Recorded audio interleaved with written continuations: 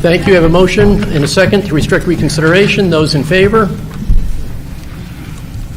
Reconsideration is restricted. That's amended. Okay.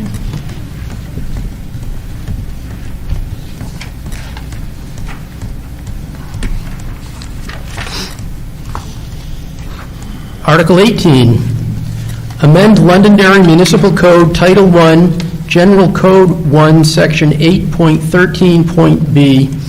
Shall the town vote to amend the Londonderry Municipal Code Title I, General Code 1, Section 8.13.b, Committee Organization, to insert the words, quote, include public input at the start and end of each meeting, and, quote, after the words each committee shall.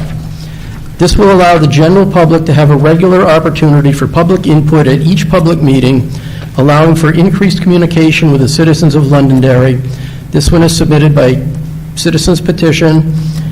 It has no property tax impact, and therefore the Town Council and the Budget Committee take no position. I'll accept a motion to open this for discussion. So moved. Second. Thank you. This article is open for discussion. Mr. Malaguti, do you have a presentation? I have no presentation, Mr. Moderator. Thank you. Presentation?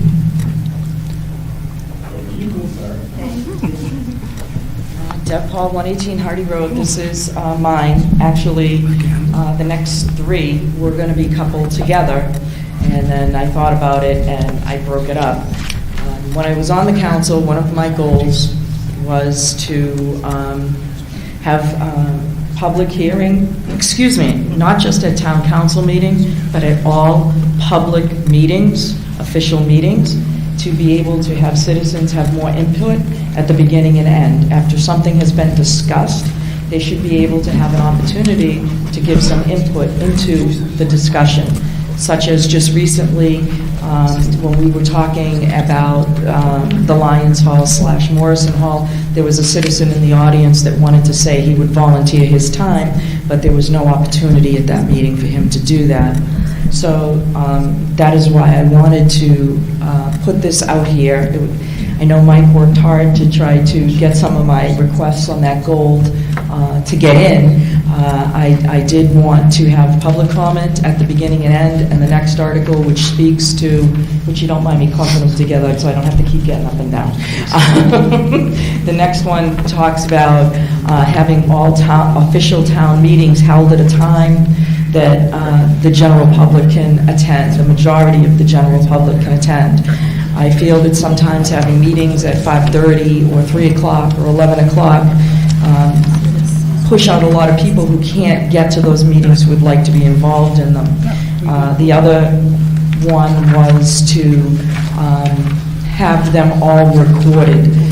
We still have plenty of meetings that go on that are not reported. People may not be able to go to these meetings, but want to know what's going on, want to participate, want to take part in it, and have no clue. For example, the Traffic Safety Committee, they have meetings at 5:30, they're not recorded.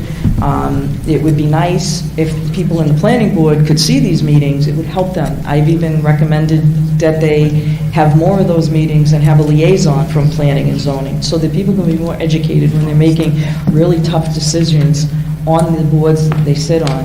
And that was kind of my goal. Even Old Home Day, people who want to give more, do more, don't know what's going on. They, even though I'd love to think they're reading my paper, they're not.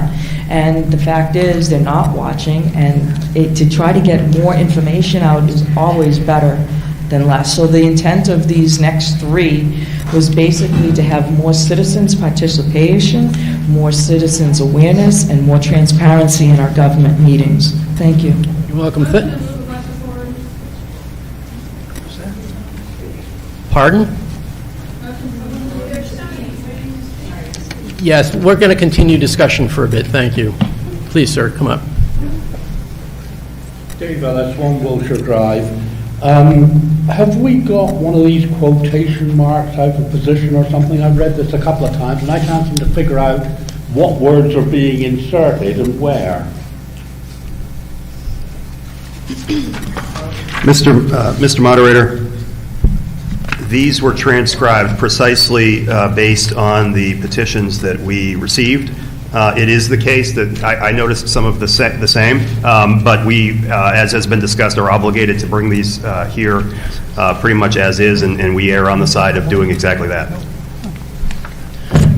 Based on the discussion we had with the prior warrant article, do we have an opinion on what the impact of this one will be if it makes it to, when it goes to the ballot? Yes, this article does propose an amendment to the charter, and as we've discussed, there is a separate procedure. You can amend the charter. That's governed by a separate procedure that's set forth in the charter itself. So this article and any other article that proposes an amendment to the charter, if passed, will be advisory only.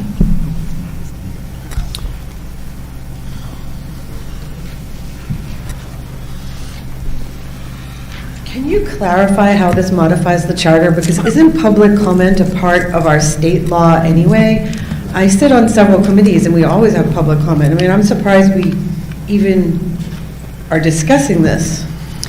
Yeah, so the provision that is proposed to be amended, which is General Code Roman numeral 1, Section 8.13b, that is a part of the charter. That is a provision from the charter. Well, correct me if I'm wrong, but wouldn't the state requirement for public meetings to have public comment supersede municipal code? And shouldn't municipal code be in alignment with that? My understanding is that this article proposes something different than what state law requires. It proposes public comment at the start and end of each meeting, which is something different from what is required under state law. State law requires public comment, but not necessarily in that form. Okay, but it's not that big of a stretch. Would you concur? If public comment is required, regardless of whether it's the beginning or the end? I mean, ultimately, it's proposing a change to the wording of the charter, and that cannot be accomplished unless you go through the charter amendment provisions.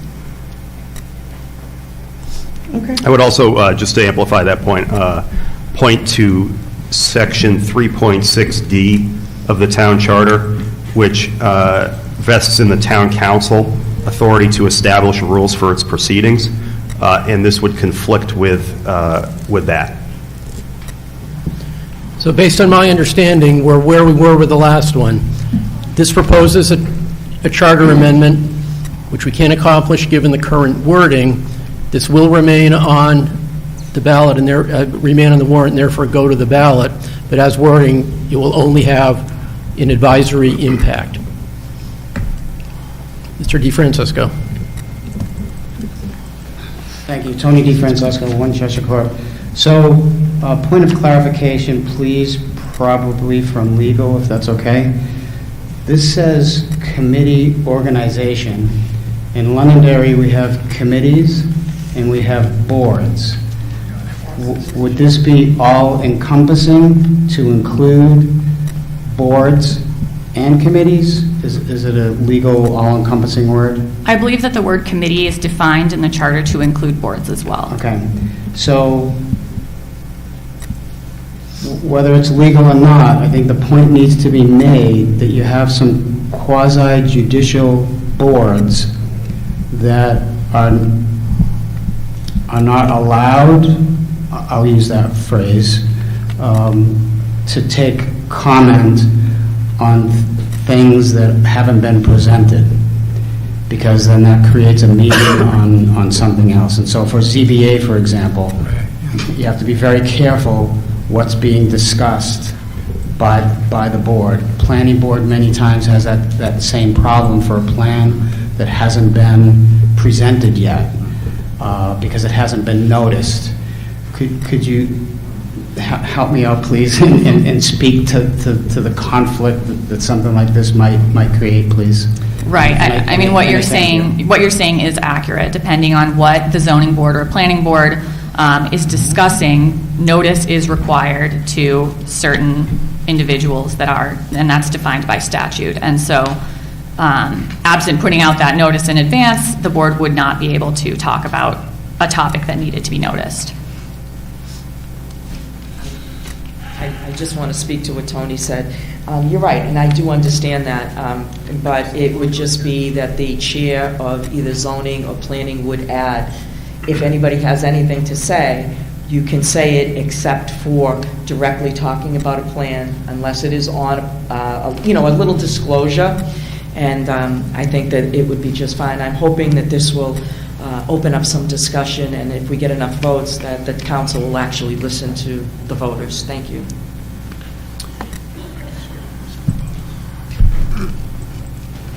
Jonathan Esposito, 5 Shelley Drive. I would just ask that the respective chairs of the various boards and committees, whether or not they are bound by the RSA that requires public comment as defined by a public meeting, under 91A or other statutes, and whether or not this particular article would in fact be binding. I ask that you would really hear loud and clear the citizens' concerns that are being raised. Public comment has been a very contentious issue in the community, and at times my tone has exceeded its propriety and scope at public comment, and I certainly apologize for that. However, there has been repeat instances in this town, not only on the town side, but on the school side as well, where public comment time is manipulated to discourage citizens from being able to attend and participate in a timely manner. We've also seen an instance in which certain members of the council, to include the chairman, will entertain public comment, close public comment, take the opportunity to tear apart points of concern that citizens have made, at times attacking citizens by name, and then they utilize the opportunity that they will not entertain an additional period of public comment, basically to have the last word and to silence citizens' concerns.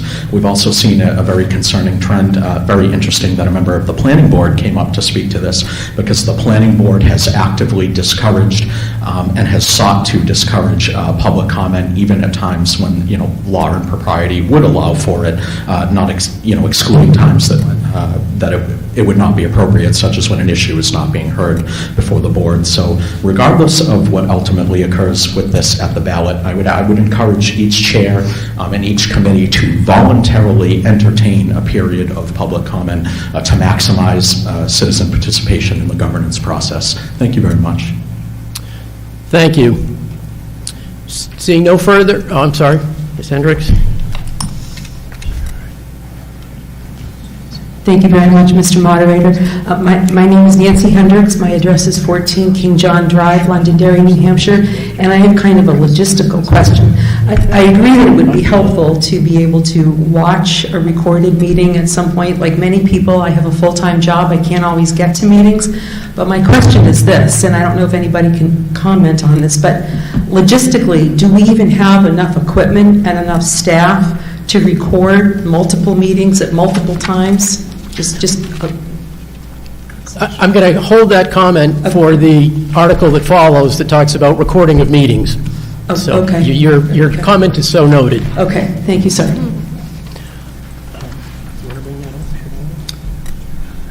Mr. Moderator, where we have a series of petition warrant articles where the legal advice, as we've discussed, is the same, and where we've already amended the first of those to, as it was expressed by the person proposing the amendment, eliminate confusion, I am wondering whether anybody has such an amendment on this article.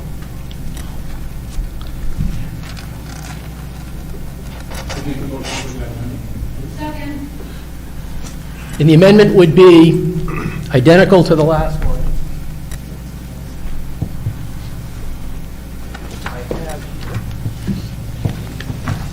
Appropriately filed in the last one.